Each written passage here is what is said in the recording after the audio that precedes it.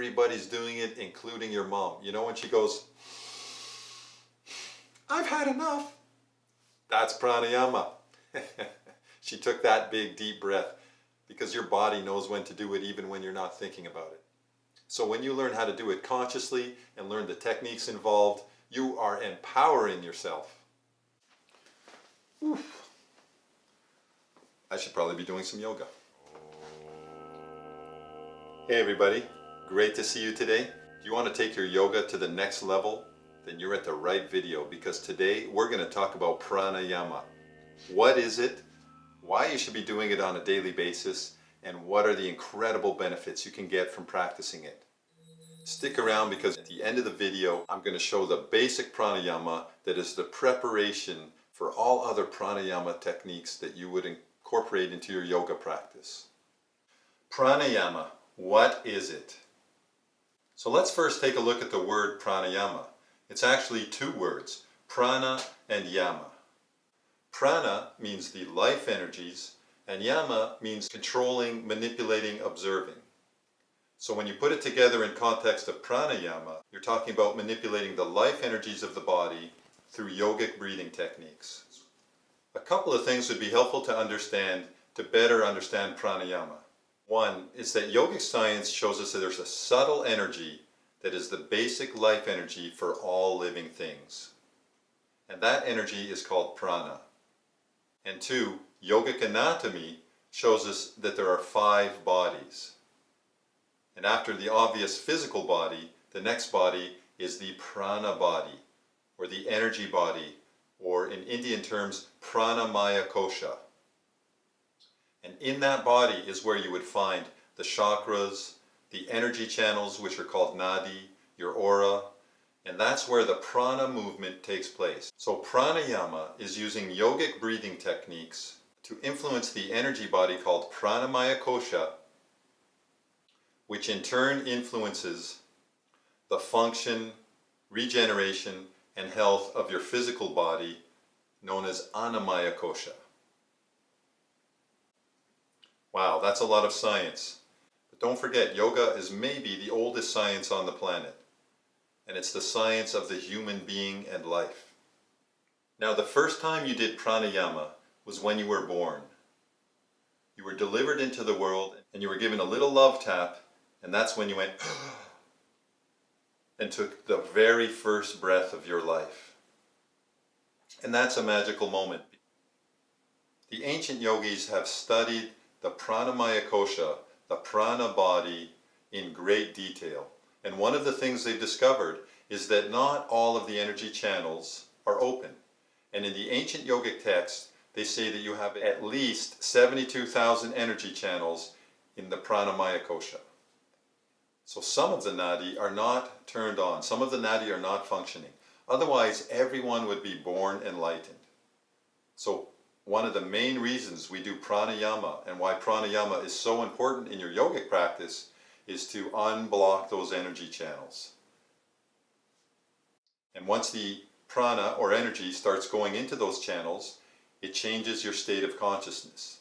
It literally changes the way you see and experience the world around you. And when related to the physical body, the brain is like the master computer of the body, and a lot of it is not being used. But when you start opening the channels and get more prana into your brain, parts of your brain start operating that have never turned on before. Pranayama is like a full upgrade on your programming, on your energy level, your consciousness, and your ability to experience life on this planet. So I guess that gives you a little bit of an idea why you should be doing it every day, why you should incorporate it into your yoga practice. And in the Patanjali Sutras, where Patanjali describes the 8 limbs of yoga, the 4th limb is pranayama. So it's right there in the ancient texts. Have to do pranayama. Pranayama is part of the system. Now, when we discuss the benefits of pranayama, we've talked a little bit about the energy body. The pranamaya kosha is influencing the physical body and the regeneration of the physical body. So pranayama is having a huge impact on the health of your body. Pranayama has a huge impact on your endocrine system, on your glandular system, the part of your body that writes all the prescriptions. Pranayama can restore perfect body chemistry. One of the incredible things about pranayama is that it regulates your acidity alkaline level. We all know when your body is too acidic or too alkaline, that leads to health imbalances, which in turn lead to diseases of all types. Pranayama can regulate your blood pressure. Pranayama is like the ultimate adaptogen. Pranayama can regulate body weight, make you gain weight or lose weight. Pranayama can clean and restore your digestive system. Pranayama strengthens and cleans the lungs, the respiratory system, allowing you to oxygenate the microcirculatory system and remove metabolic waste. Pranayama increases your lung capacity, strengthens your lungs, and gets the diaphragm to operate properly. When your lungs are strengthened, you are able to take more oxygen into your body. When you take more oxygen into your body goes to the right temperature.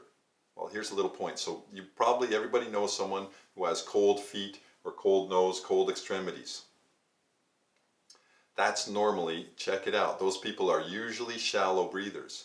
Means they're not getting enough oxygen into their body to do the oxygen exchange on the cellular level, which creates heat in the body, which puts the body at the right temperature.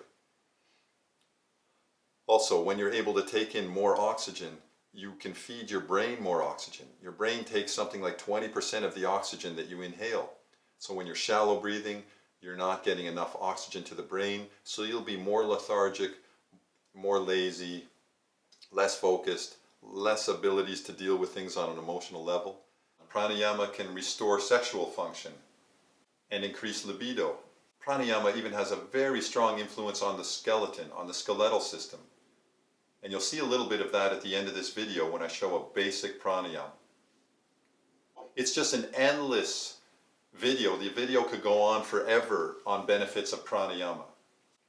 I'm just skimming over the surface to try to inspire you and make you realize how powerful pranayama really is. A lot of people just think it's some breathing exercises, but it's a complete system of health, mentally, emotionally, physically, spiritually.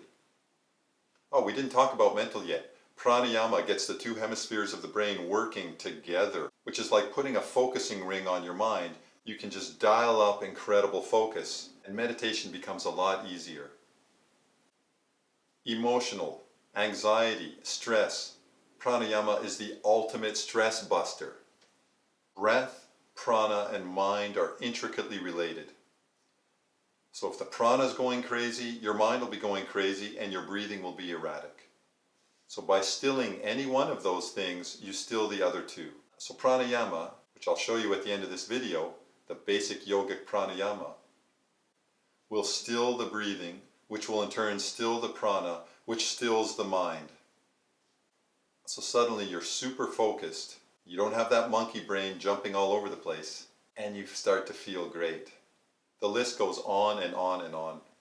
So if you're really interested, check the links below about specific pranayamas, how to use them, what they can do for you. Let's do one little exercise before we end this video. The basic yogic breath that precedes all the pranayama practice is yogic deep breathing. It's the most important practice you can do. And doing yogic deep breathing for 5 minutes of the day will have a positive effect on your body for the next 4 hours. So that's how powerful it is. This is where you're going to feel those pranas I was talking about at the beginning of the video. Prana moving upwards and apana moving downwards. Take a look at how you breathe during the day. Your breathing will change depending on your moods, depending on if you've eaten, depending on what kind of stimulation is going on in your life. Breathing deeply means you're taking a full lung full of oxygen in. And the only way that can happen is when the diaphragm goes all the way down. And exercise your diaphragm and your lungs, and your rib cage will open up. A lot of emotional tension gets stuck in the rib cage and in your back, the back part of your rib cage especially. So by opening all this up, you're going to release a lot of tension that's getting built into your body. So the deep breathing practice is easy to do. You just breathe everything out And then breathe in as deeply as you can. And watch what happens when I do that. Everything out. When everything's out, the body tends to shrink and slump a little bit. But as I breathe in, watch what happens. Filling up here, filling up the mid-lungs and then the top lobes. And my body has straightened out.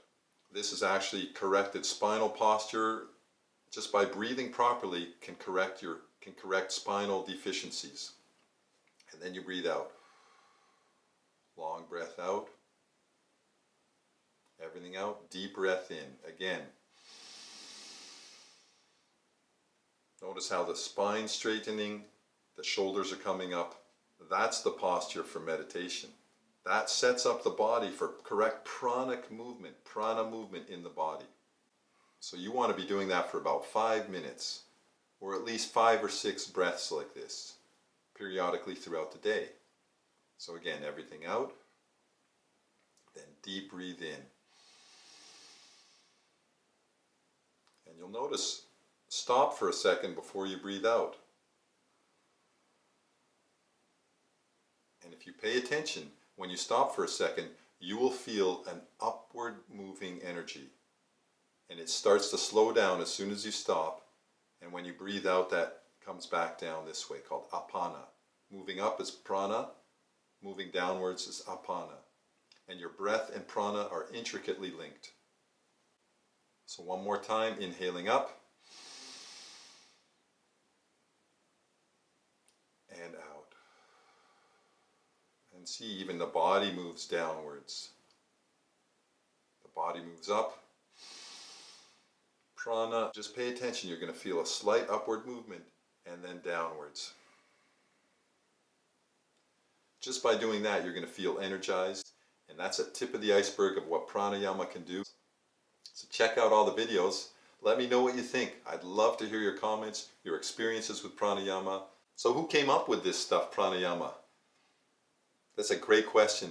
If you understand Om as being the generator of the universe, the first breath of the universe, in that breath, prana came forth to create life. So breath and prana are intricately linked right from the initial conception of the universe. That's about all I know. Don't forget, yoga, ancient methods for the modern world. My name is John Acker, and I am bringing you the best information about yoga on the Yoga Vibe channel.